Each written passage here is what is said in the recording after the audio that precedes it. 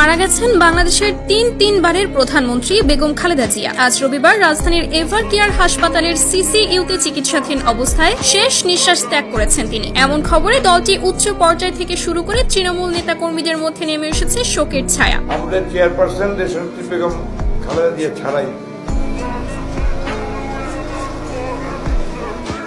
Sorry আপনারা একটু বন্ধ করেন।